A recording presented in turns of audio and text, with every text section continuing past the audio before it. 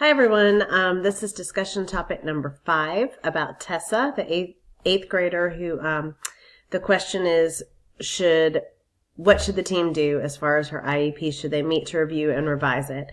And first of all, yes, there's never really a good reason not to meet and look at an IEP if somebody is having issues. I can only think of a few circumstances where the answer would be no to that question, and if she's struggling, they need to do so. It's really hard to address this when we don't have the IEP in front of us. I don't know how old the IEP is, like that actual IEP when it expires, and also how recently she's had a reevaluation, because she should have had 2 by now if her IEP is 6 years old. But yes, they should definitely meet, and I think that before they meet, the case manager needs to get some information about her current accommodations and see if they're being carried out consistently and appropriately, and consult with the teachers that are implementing that and make sure that's happening, and include information they find in the present levels. If that's not happening, then that would be the first step, possibly before even having an IEP, is make sure that those things are being carried out with fidelity.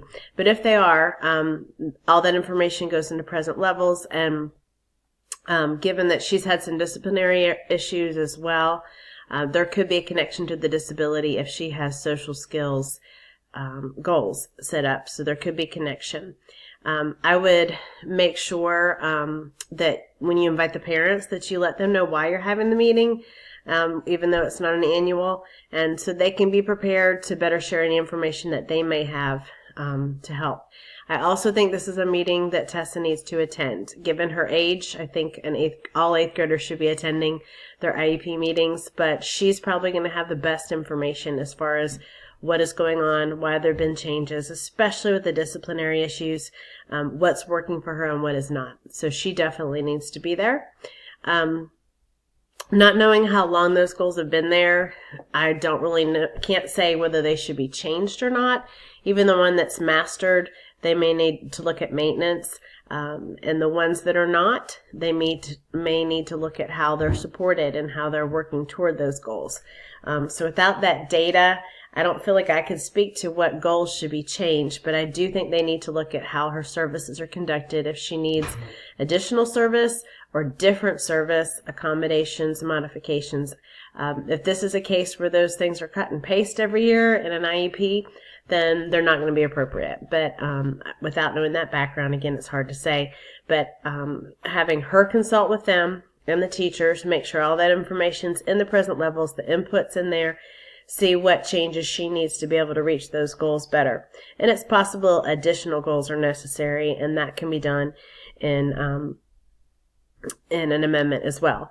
I would also include any administrators who are involved in the disciplinary actions to see what's going on there. It's possible she's an 8th grader. This has nothing to do with her disability, and might not be something that has to be fully addressed as far as changes to how she's served, but the IEP team, I think, can still support her, especially if she has social skill goals. They may not be right. They may need to be different.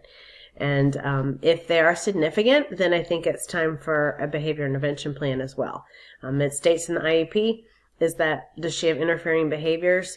It's not clear from our scenario if they're truly interfering or this has just been more isolated, but if the team believes they're interfering, it's time to do an FBA and see what's going on with those behaviors. They could have an academic source or something completely different. So that would be a step as well if those disciplinary issues are actually affecting her education, her ability to access her education. Again, I think I mentioned as far as other steps, if she has not been reevaluated, she should have been in 5th grade. That's actually a great time to do it, transitioning to a different school to middle school. But it was 3 years old then. That should have been done. And she should be in that process now as an 8th grader 6 years later. So if the team has not conducted that, it's definitely time to do that. And also getting information if she's ADHD. That's something that comes from a physician. So you would want to know if she actively still has ADHD according to the doctor, whether it's being treated medically, if that is being done or not being done or has been changed or is not fitting the change in her physiology as an 8th grade girl, that would need to be addressed as well, and that's a concern you can raise to the parents. That's it. Thanks.